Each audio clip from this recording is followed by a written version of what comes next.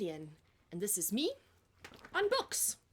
I know I said I'm going to make more videos more regularly, and somehow a whole year has passed again without me making any videos. But here I am. So every year during our summer holidays, I try and read as many books as I can fit in. This year, of course, was no different.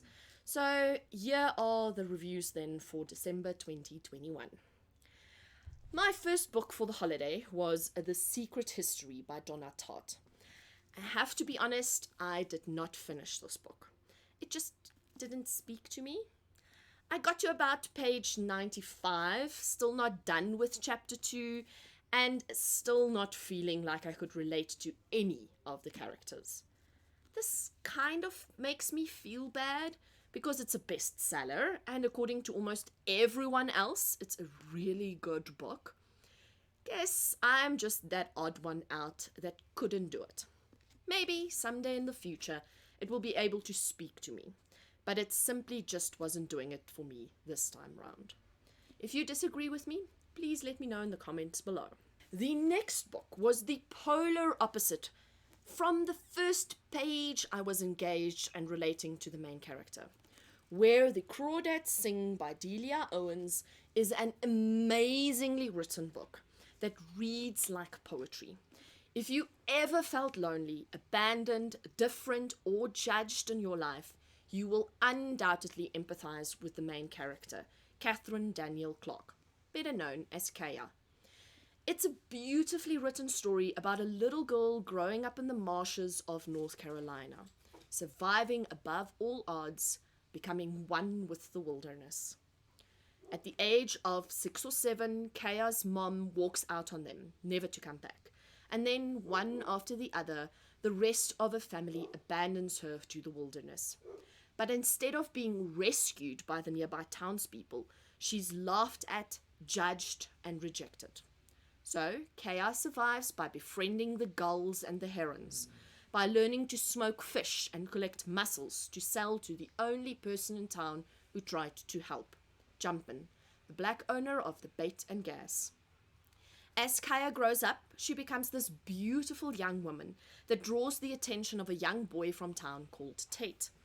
Tate was her older brother's friend when he was still around. Unknown to Kaya, Tate has been looking out for her since she was a baby. They strike up a friendship. Tate teaches Kaya to read and write, and before long, they are in love. And just when you think things can't get better, Tate leaves for college and leaves Kaya alone again. Then a second boy from town notices Kaya, Chase Andrews, the star quarterback, the golden boy. Unlike Tate, Chase makes a lot of promises. But just like Tate, he also leaves eventually. And once again, Kaya is left on her own.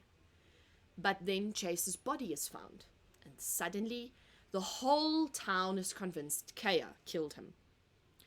The story follows the ups and downs of Kaya, growing, learning, loving, and hating. The way Delia Owens wrote the book just makes it really easy to read and experience. A really great summer holiday read that will stay on my mind for a while. The last book was The Night Circus by Erin Morgenstern. This one was dazzling, breathtaking, and enchanting, as the accolades on its cover suggests. A story about love against all odds, with a lot of magic, a fantastic circus, and mysterious characters thrown into the mix. It reads like a fairy tale for adults, with a lot of twists and turns. A word of caution though. Look at the dates at the top of each chapter. In the beginning, the story jumps around a little, and it can be confusing if you don't keep track of the dates. But in the end, everything does come together and makes sense. The story follows the lives of two magicians, Celia Bowen and Marco Alistair, who has been trained from a very young age to take part in a challenge. The details of the challenge is never fully revealed to them, leaving them constantly second-guessing themselves and their teachers. The challenge takes place within the Night Circus, making it this wonderful place of magical tents and mysterious people.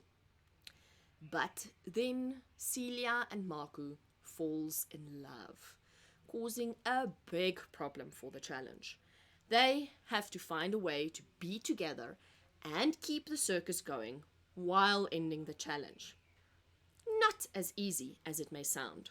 A really captivating book.